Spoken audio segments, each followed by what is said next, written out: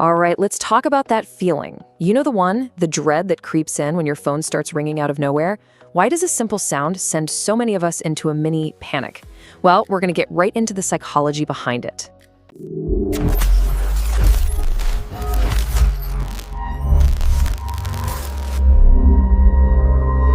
I mean, really think about it. You're just going about your day, minding your own business, and boom, your phone lights up. Does your heart skip a beat? Do you find yourself instantly debating, should I answer this or just let it go to voicemail? If you're nodding your head right now, listen up. You are so not the only one. This is a huge shared experience in our super connected world. It's called phone call anxiety, and it's a real thing.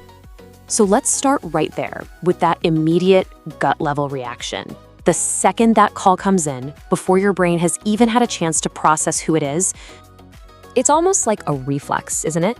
Your heart starts pounding, your mind just goes completely blank, and that little red ignore button, well, it starts looking really good. You might even catch yourself mentally practicing the voicemail you're about to leave, all to get out of a live chat. Now, it is so easy to just write this off and say, oh, I'm just shy. But phone anxiety, it's a completely different animal. This isn't really about avoiding people.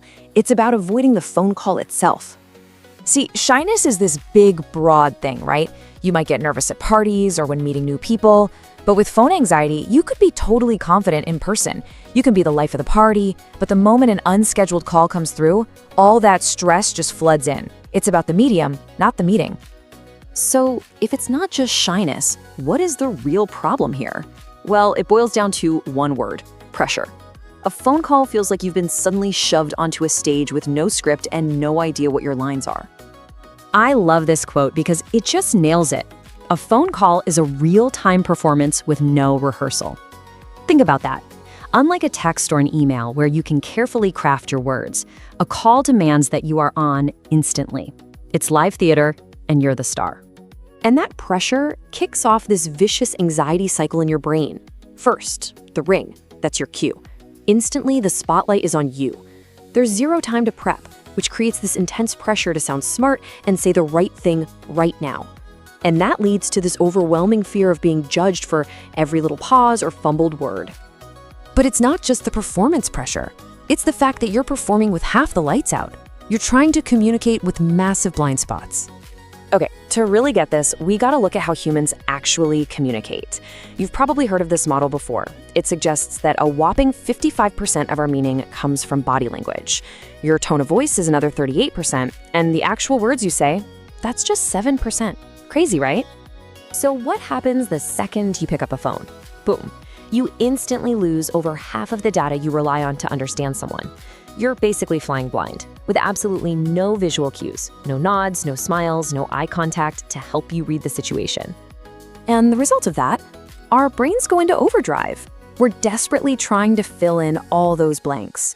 Was that a long pause because they're mad? Was that tone sarcastic or genuine?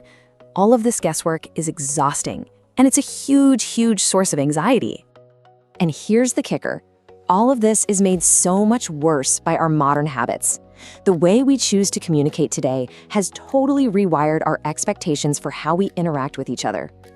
Just think about our go-to methods now. Texting, emailing, Slack, it's all asynchronous. That means we have time. Time to think, time to edit, time to get our response just right. It's low pressure, high control.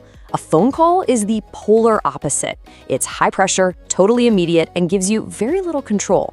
So over time, we've adapted. Our brains have literally gotten used to the comfort, the safety, and the control that texting gives us. An unexpected phone call feels like a sudden jolt, an interruption to that calm, controlled world we've built.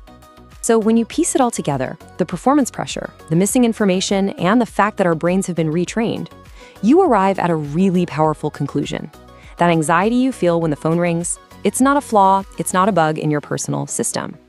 It's a feature. It's a completely logical, natural response to the pressures and the limitations that are baked into the technology of a phone call itself, especially in the world we live in today. And that kind of leaves us with one last big question to chew on. If we know that the medium itself is basically designed to create this stress, what should that tell us about how we choose to connect with the people in our lives? Something to think about.